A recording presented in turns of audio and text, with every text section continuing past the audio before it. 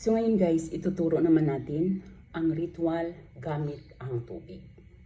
Upang ang inyong mahal ay hindi ka mawawala sa kanyang isipan. Lalong-lalo na kapag kayo ay LDR, malayo sa isa't isa. Maaari din ito sa magkalapit lamang na relasyon. Gagawin po natin ito ng Biyernes pagkagising natin sa umaga. Ang gagawin mo lamang ay kumuha ka ng isang basong malinis na tubig gamit ang ganitong babasagin na baso. So kapag nandyan na, isipin mo ang taong ito. Isipin mo ang taong iyong mahal na pinapatungkulan mo sa ritual na ito.